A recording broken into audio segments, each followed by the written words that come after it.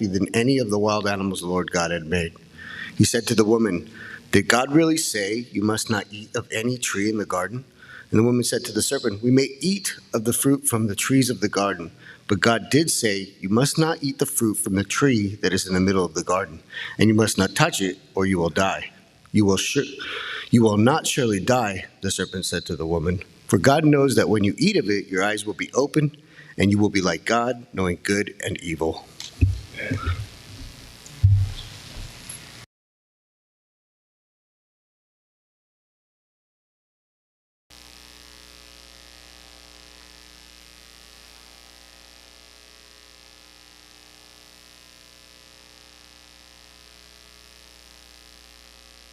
Happened today. There we go. Happy Father's Day. We're glad to have you here. And it's an honor if you're visiting with us. We're going to look a little bit at some information about maybe helping us fathers. But before we do that, let's say this together. Just put your name in the blank. My name is Jerry. I am a sinner worthy of death, but I am saved by grace. That is the most wonderful news ever. You know, earthly fatherhood comes from divine fatherhood. The Apostle Paul says this, "For this reason I kneel before the Father, from whom the whole family in heaven and on earth derives its name." The heavenly family and the earthly family get their name from the Father. I find it incredibly interesting that in the first few chapters of the Bible, and specifically chapter 3, God sets about some rules, or a rule, really a rule in the garden. And the Lord God made all kinds of trees to grow out of the ground, trees that were pleasing to the eye and good for food. I have some peaches on my tree that are beginning to be pleasing to the eye. Up to now, they just been little hard blobs.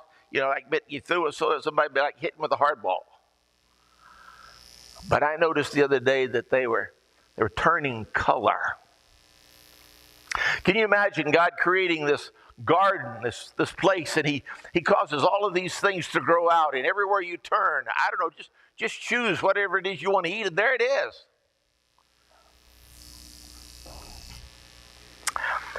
There are two points that we can't confuse or mistake in any way that God establishes in the garden. Here's the first one. There is one no in a world of yes. There's one no in a world of yes. And second, the yes came first, and the yes came first, and the no came second, and the no was absolutely no. When you think about it, did God make a world of no's? And we know that's not true from what we just read, but in our world, did God make our world a bunch of no's?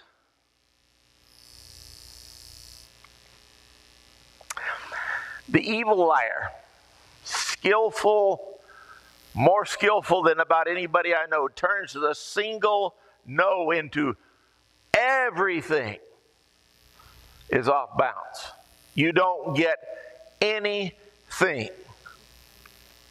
The assault on the Father's way, and that's what I want to call this morning, and I want to keep that in our mind. We're talking about the Father's way.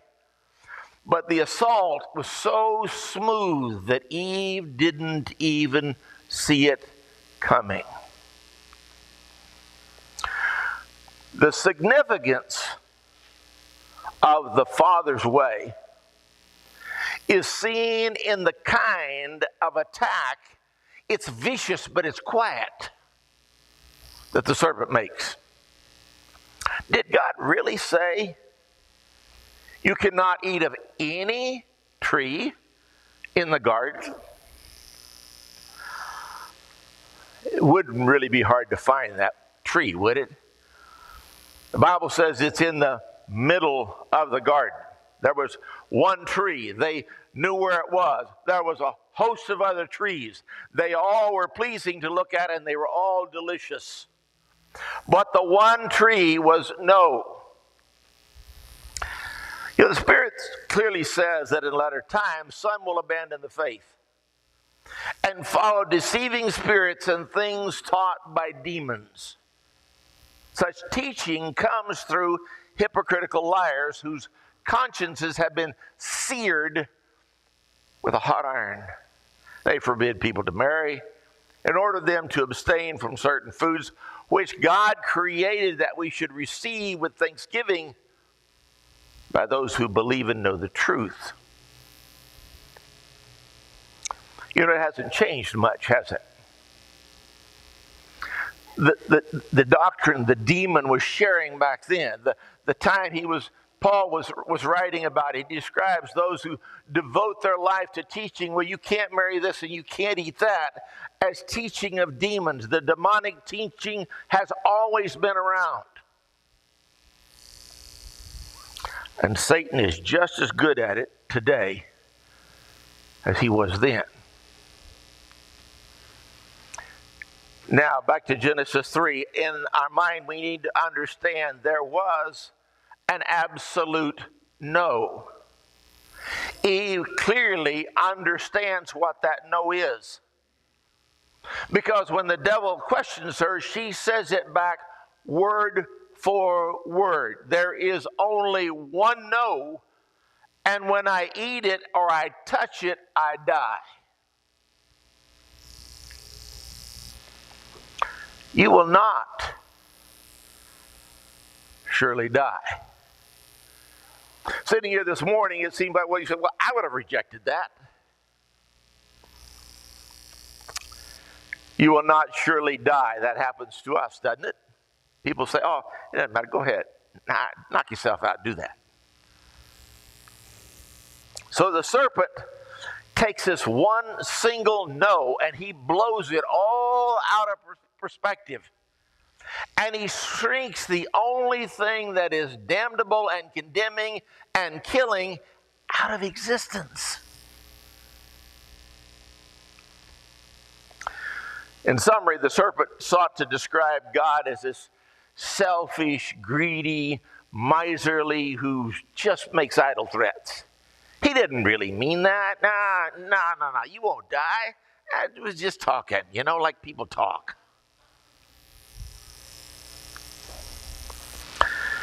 So what can we learn from the Father's way so far? Well, without a doubt, we'll definitely need more than one no. There was one tree and one no in the garden. But we'll need more than one no, but we need to be careful to limit our no's. I thought of Israel's life under the Ten Commandments. Thou shalt not, thou shalt not. And then there's 613 other sub-commandments, thou shalt not, thou shalt not, thou shalt not. And Jesus takes all of those no's and he summarizes them in this. You shall love the Lord your God with all your heart, soul, mind, and strength. Everything you got, put into it. And love your neighbor as yourself. So the no's are limited. And that helps us as fathers to focus on the things that are most important. Two basic rules, I think, are a good place to start as a parent. Number one, always obey mom and dad. All the way, right away. Always obey mom and dad. All the way, right away. Even if you don't understand why. Rusty Bolton, who some of you have been, like me, had a chance to hear him speak. has a degree on counseling, but far beyond what gives that degree importance is all of the years of experience that he's had. And he said, don't try to reason with a child under 7. 6.5, not trying to get exact, but the point of it is children can't take things and weigh them. It's impossible. I see people sometimes in the store, and this mom is really giving it all. She's down there on her knees, and she's trying to get this kid that's 3 years old and can hardly figure out what he's doing on planet Earth, and she's trying to reason with him. You just have to say, you don't understand this. And one day we'll sit down and talk about it and we'll reason about it. But right now, though you don't understand it, do it. The second thing is always tell the truth. Always tell the truth. Now, when I say to always obey mom and dad, that covers a lot of ground. I mean, you think about it, if we were going to try to sit down and memorize all the things, just think back in your life, if you got children and they're whatever age and you've told them all of these things, you expect them to memorize everything?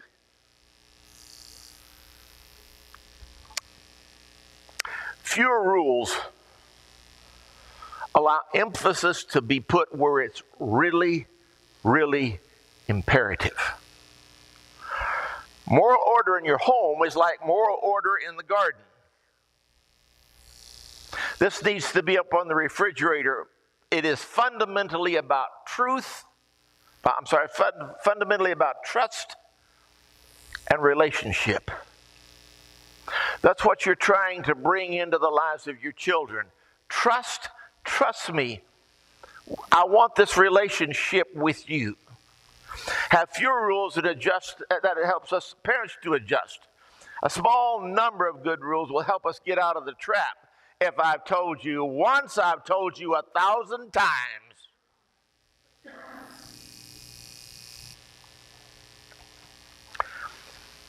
Have you ever said to your kid, whatever kid, Fred, you're standing in that chair. I told you a month ago to stop standing in the chair.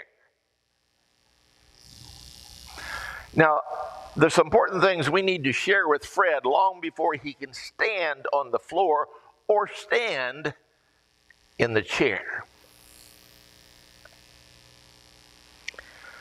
I remember when we adopted Levi, we weren't fortunate enough to have any children, so we took our checkbook and wrote out a check for $10,000, and they said, here, pew. And I remember they put this little thing in his arms, and there was hair everywhere. There was even hair on his legs, on his feet. All I could think of was put him back and cook him some more. He ain't done. And he gave me this little thing, and I'm enthralled, I'm excited, and I'm a whole lot nervous. He wasn't much of a crawler. He would kind of crawl and then flop down on his behind, crawl a little bit and flop down on his behind. He just never learned to crawl. He kind of went from that to walking. But before he could do much of any, he would hump a little bit and he'd get to the wall. And I don't know how. I'm pretty sure there's something God builds into children, because he goes around the whole wall. He comes to this multiplex thing, and he reaches for the knob. How do they know to reach for the knob or push the button? They have an AWACS giving him a download. I don't understand it. So, all right, you don't want him to eat it. You don't want him swallowing it. So I take it out of his hands, and I tell him no, and I put him back across the room. Here he goes. And he does that. And the next time he goes over, I slap his hand. And this goes on and on. At about the third day of doing this, because he has got to get to that knob. At about the third day of doing this, when he reaches for the knob, he turns around and looks. What is he looking for? He's looking for that person who told him no, no, no.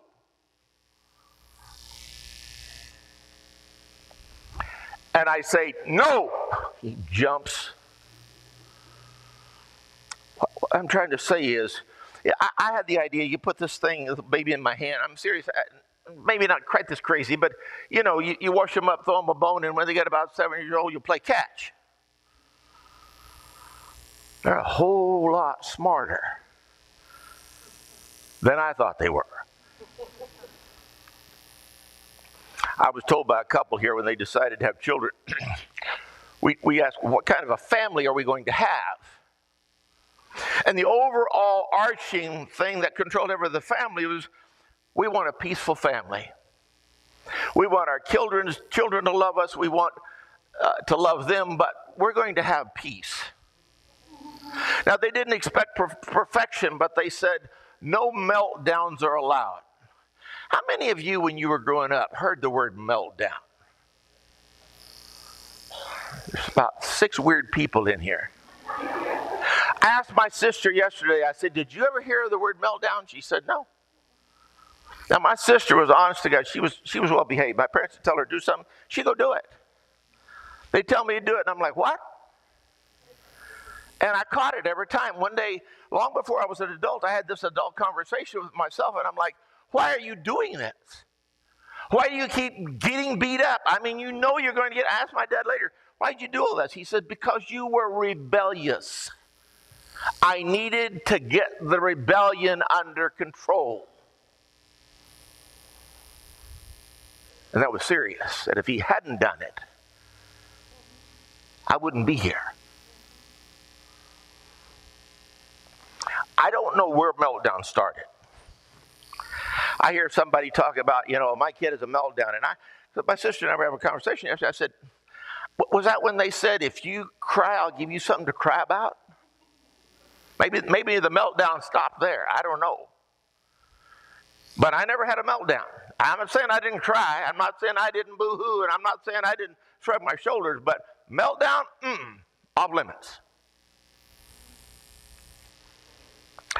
Now, I understand times have changed.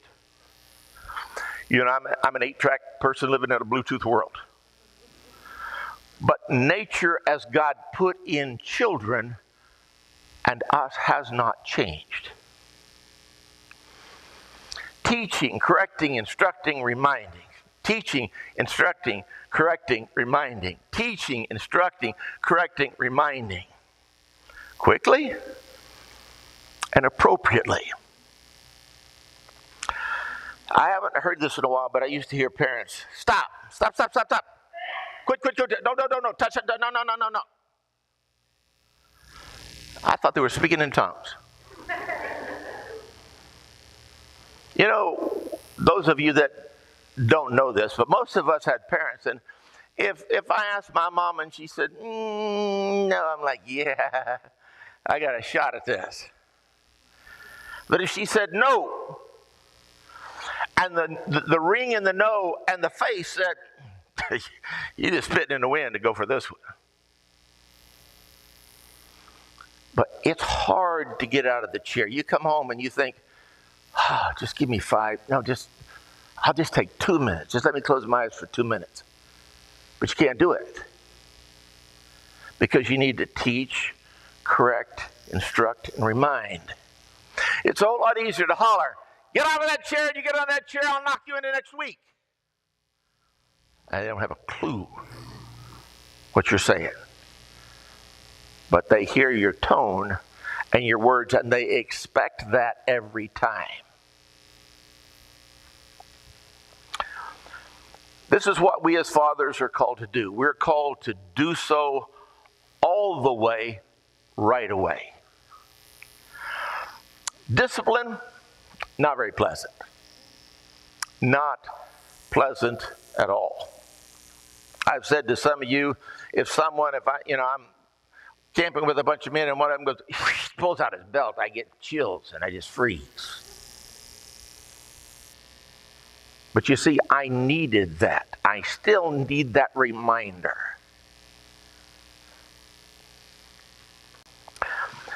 But But the Lord God called the man.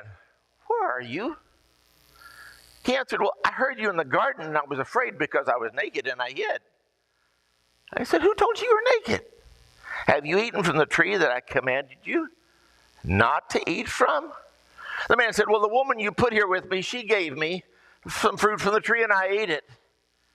And the Lord said to the woman, what is this you've done? The woman said, well, the serpent deceived me, and I ate.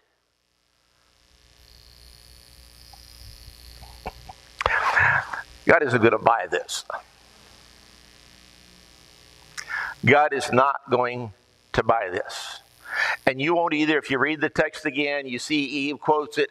They all had it memorized. The tree in the middle of the garden, don't eat it, don't touch it. All the others, yum, yum. You got God's blessing. Get after it with both hands. Eat all you want. Have you ever had a dad or, if a dad, one of your children say to you something like, well, he hit me. Well, you called me a scumbag.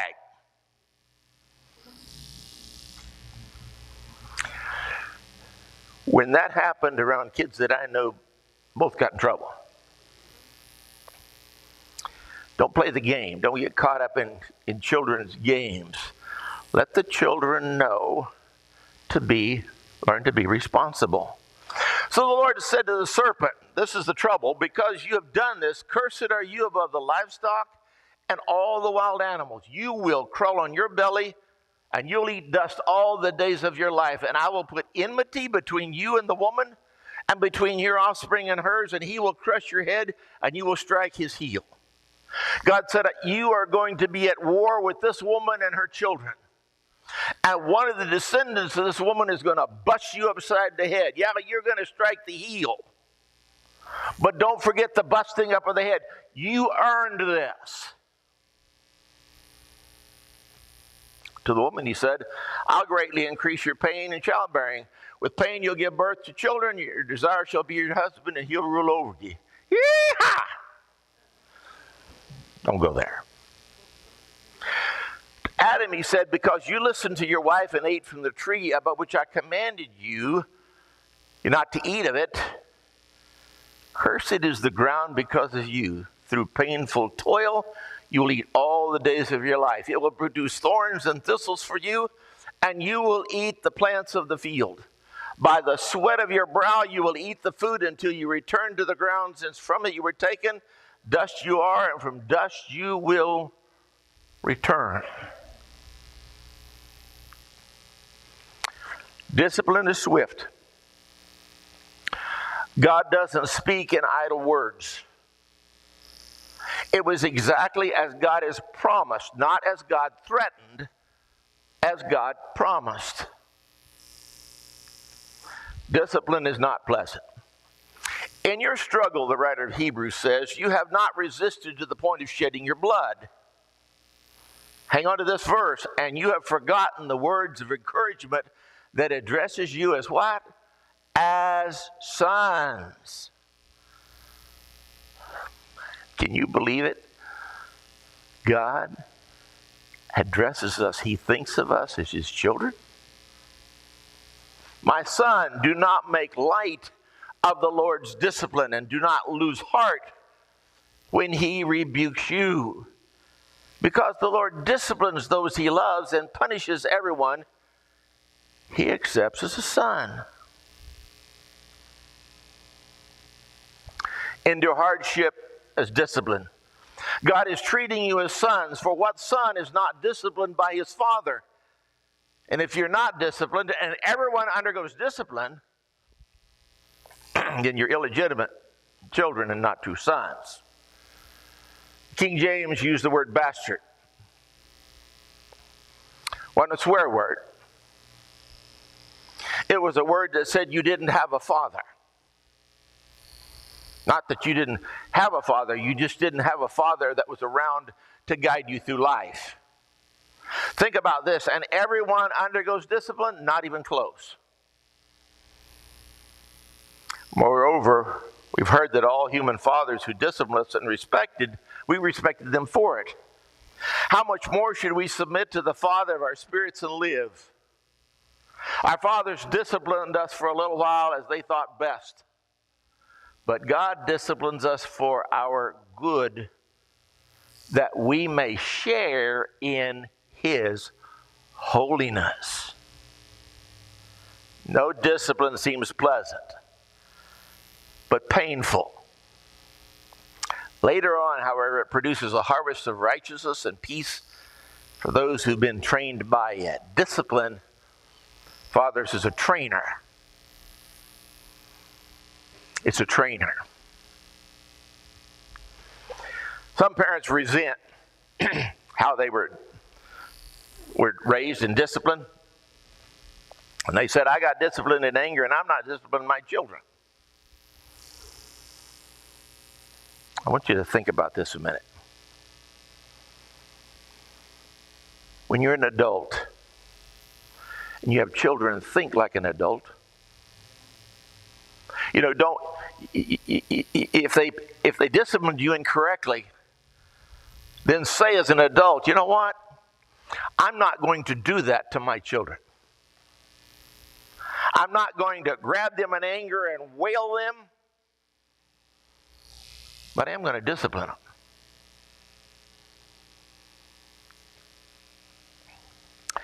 In addition to limiting the number of rules we expect our children to remember, we might want to consider how the Father's rule served as a deterrent. In the Father's way, each no protects a yes. The no's in the Ten Commandments are designed to guard against good things. Thou shalt not kill, life. Thou shalt not commit adultery, marriage, and on and on. Let's apply this to our parenting. When I say no to my kids, what good thing am I protecting them? What am I guarding? What good things am I guarding for them? When we say no, it's important to look for an opportunity to say something better. Been with parents who said, you know, well, you heard this as a kid. This hurts me more than it hurts you. Okay, let's don't do it. We won't either one of us get hurt. But it's important to understand that even though you discipline your child and you don't do it in anger, it leaves a bad taste in your mouth. But don't go all moping.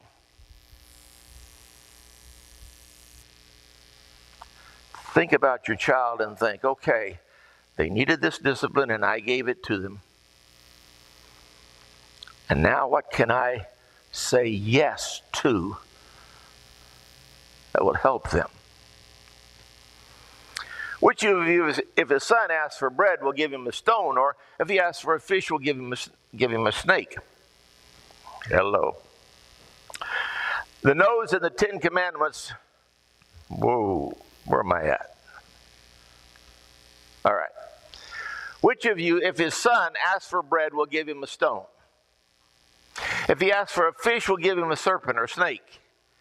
If you then, though are evil, that is, we're earthly, know how to give good gifts to your children, how much more will your Father in heaven give good gifts to those who ask him? Jesus tells us that if we ask God for bread, He will not give us a stone. If we're asking for a fish, He will not give us a snake. He will give us what we ask, or He will give us something that I need far more. Quick illustration. Jesus is in the garden. He doesn't want to die. Father, Daddy, I really don't want to die. I really don't. He knows what crucifixions are. This isn't new.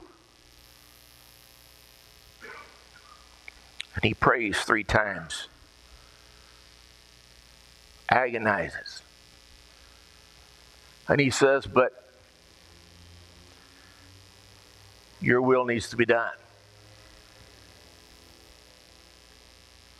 It's so amazing to me that God didn't give him what he asked. Thank God from us that he didn't give him what he asked, but he gave him something better. He sent an angel to strengthen him. How do you know in your moment, when you're rolled over on your back and you're ready to cash it all in, but you haven't, how do you know that God won't do something like that for you? Bottom line, we're seeking to imitate God's fatherhood. We want to follow the Father's way.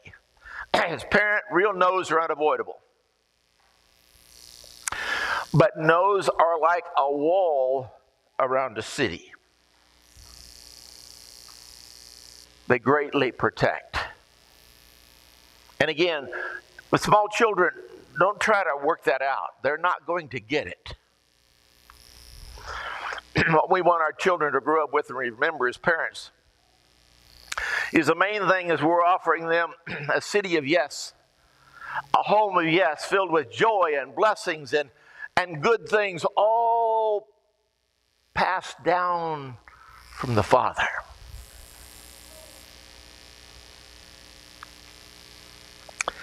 Imitate the Father's way. Some of you have already done this. Some of you will. You'll stand at the coffin of your parents at a lifeless body. I remember looking at my dad, huge hands, and I thought those hands disciplined me. Those hands loved me. Those hands were intended to comfort me and guide me. You see, we want our children to respect us and honor us because one day we want to take that respect and honor and we want to transfer that to God.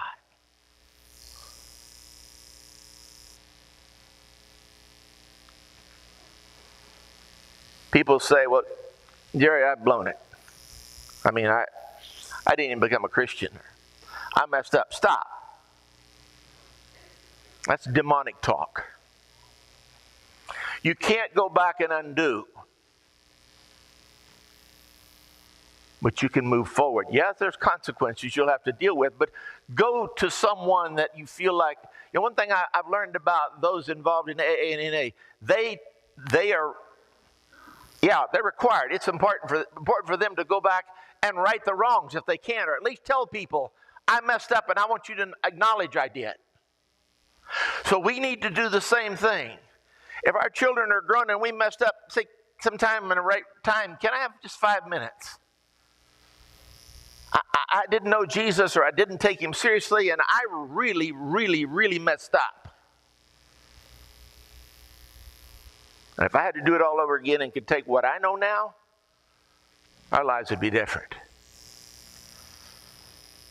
And if you have children, it's nice if they're small because the sooner you start it, the smaller they are. The more peaceful your life and the more they learn to respect God. I liked what Larry said. I never even thought about it this morning. God is the best father. Talk about Father's Day. Wow. If you're here and you're not in a relationship with God as your Father, He sure wants that time with you. If you just feel like you've messed up and blown it, that's okay. It's not okay, but God will deal with it. If you need prayers, we'll do that. Whatever we can do to serve you, let us know while we stand and sing.